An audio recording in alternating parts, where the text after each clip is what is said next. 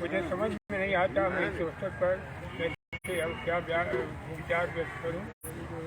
मन में जो हृदय की अंतरतम गहराइयों में जो भाव आ रहे हैं उनको शब्द व्यक्त नहीं कर सकते, और जो शब्द व्यक्त कर रहे हैं वो पूरी बात है मन की गहराइयों में नहीं सकते। जब कल ब्रह्मदेव जी ने हमको फोन किया अचानक अननोन नंबर, तो कल ये इन्होंने अपना दिया और इस तरह की बात कही कि टाटा परिवार के लोग एक साथ मिलकर के कुछ मिलन समारोह करना चाहते हैं। मैं बहुत समारोहों में जाने से अपने को अलग रखने का प्रयास करता हूँ। बहुत ही सिंपल लाइफ में लीड करना चाहता हूँ, सरल जीवन।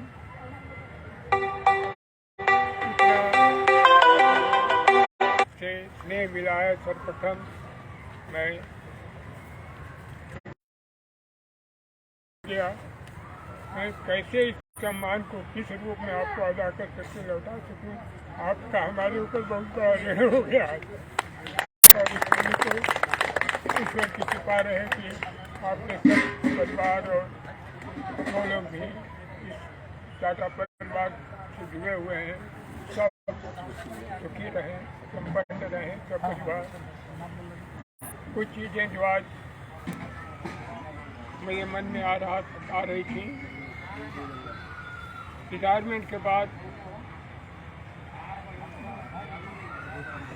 कुछ आदमी निराश हो जाते हैं, लेकिन यहाँ तो आशा की नई स्फूर्ति की दौड़ रही है हर आदमी। ये हमारे लिए परम सुखदायी है और मैं उन सभी बंधुओं को जो कि समाज सेवा में लगे हुए हैं, कन्याओं और वर वधू का विवाह आयोजन कर रहे हैं, इस तरह के विचार हमारे मन में आते रहते थे बनारस में, और कुछ हम लोग इस तरह का प्रयास करते रहे हैं। अभी मैं एक विकलांग सेवा से जुड़ा हुआ हूँ। उसके पहले हीमोफीलिया एक बहुत भयानक रोग होता है, उससे मैं जुड़ा हुआ था और अब बहुत ज़्यादा दौड़ धूप तो नहीं करता हूँ, लेकिन मानसिक रूप से उन सभी संस्थाओं से मैं आज भी जुड़ा हुआ हूँ। तो जो भी समाज सेवा का भाव आप लोगों में बहुत ही उत्तम है, बहुत ही उत्तम है। सर्विस से रिटायर होने के बाद इस तरह के जो विचार आते हैं आपको स्वस्थ रखेंगे, दूसरों का हित करेंगे, और इसी क्रम में कुछ डॉक्टर और दूसरे पेशे से जुड़े हुए लोग उन पेशे से जुड़े हुए जो हैं, जो अपना स्वतः आकर के और कहें कि आने वाले समय में किसी को किसी प्रकार की चिकित्सकीय मदद की जरूरत होगी तो सर तैयार है। मैं उनको बार बार नमन करता हूँ उनके विचार के लिए। वो पूज्य हैं, वो बहुत ही समाज के प्रति संवेदनशील हैं। जितने संवेदनशील आप रहेंगे उतना ही आपका स्वास्थ्य अच्छा रहेगा और समाज जो लाभान्वित होगा वो आपके प्रति हमेशा आभारी रहेगा। इस तरह का आयोजन जो आपने किया है ये अपना आप में अनुपम है। मैं सोच नहीं रहा था कि इतनी देर मुझे रुकना पड़ेगा, लेकिन आपके विचारों को सुनने के लिए मैं बहुत आतुर हो गया और मुझे कोई दिक्कत नहीं है। जितना देर आप रखते हैं उतना देर मैं आपकी सेवा में। कुछ एक दो बातें याद आती हैं। मेरे कार्यकाल में कुछ बहुत सी गलतियाँ मुझसे हुई हैं, आज मैं सबसे क्षमा मांगता हूँ उसके लिए।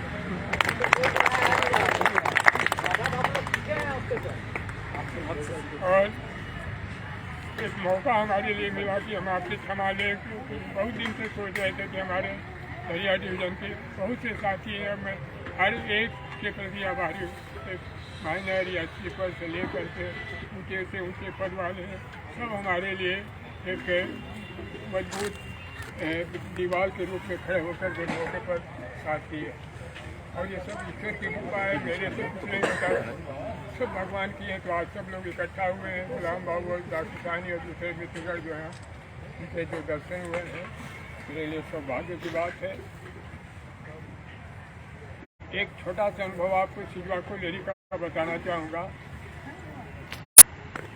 जब मैं वहाँ डिवीजनल मैनेजर के रूप में सिजवापुर इंचार्ज के रूप में था, तो कोई मीटिंग अटेंड करनी थी GM ऑफिस में। उस दिन दुर्भाग्यवश हमारे साथ में जो चालक ड्राइवर जो रहते थे वो नहीं थे। मुझे एक ड्राइवर की जरूरत पड़ी, तो मैं गैराज में सूचना भिजवाया। उन्होंने ड्राइवर भेजा, आते आते थोड़ा सा देर हो गई।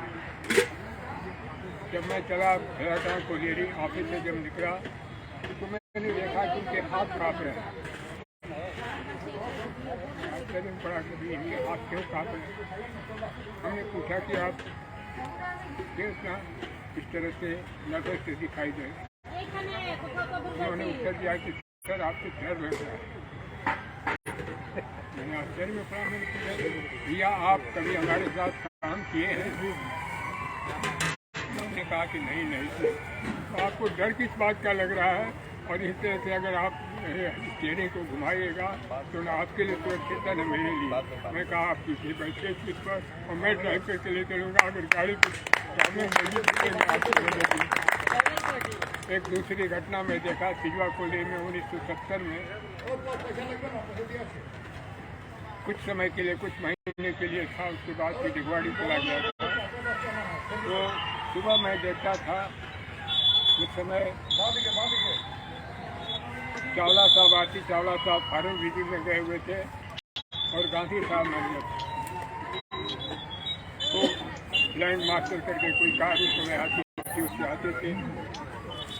सुबह जब वो आते थे तो एक सामान्य व्यक्ति आकर के गेट के पहले गाड़ी ऐसे हाथ देता था, गाड़ी रुक जाती थी।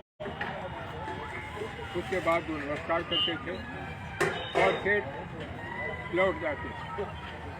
मैं इस उद्देश्य को समझ नहीं सका क्या बात है।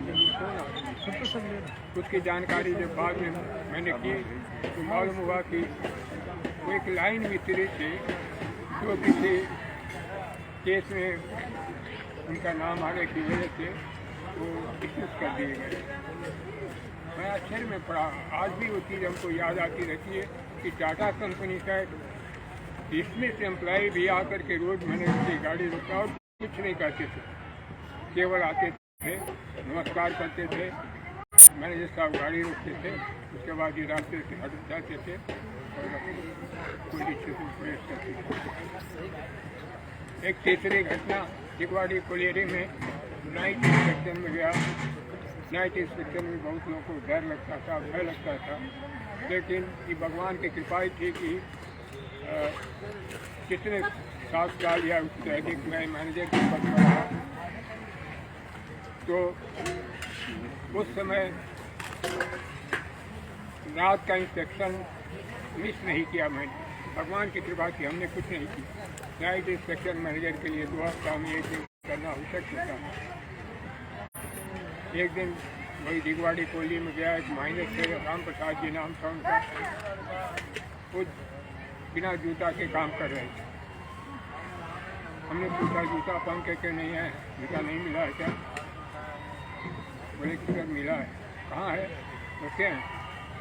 तो अपना कहीं रखे हुए थे, लिया करके जूता हमें कहा पहनिए। जूता पहन करके चले आ रहे हैं। हमने देखा कि तो जूता ठीक से फिट नहीं हो रहा है। तो क्या क्या उन्होंने हड़बड़ी में दाएं पैर का जूता बाएं करके चले आए। इस तरह की घटनाएँ सर्विस काल में होती रहती थी। मुझे बहुत ही प्रसन्नता है कि आप इस तरह का आयोजन कर रहे हैं और एक दूसरे के प्रति संवेदना है, सहायता करने की भावना है। ये ऊंचे विचार हैं, सामान्य बात नहीं है। नहीं तो अपने परिवार और दूसरे जनों में व्यक्ति मशगूल हो जाता है। आज मैं मेरे साथी डॉक्टर सानी गुलाम जी से जो मुझे मुलाकात करने का एक मौका मिला, डॉक्टर साहब और दूसरे अन्य साथी जिनके मुझे दर्शन हुए हैं, आप सबके दर्शन में कर रहा हूँ। ये सामान्य भेंट और मुलाकात नहीं है। उस दर्शन से मैं बहुत ही अपने को भाग्य समझता हूँ और आने वाले समय में आप अपने परिवार के साथ अच्छा सच्चा कार्य करें, आगे बढ़ें और इस तरह का आयोजन जो है एक दूसरे के प्रति स्नेह और सद्भाव बना रहे। आपके स्नेह के लिए मैं पुनः बार बार आभारी हूँ। मैं एक बात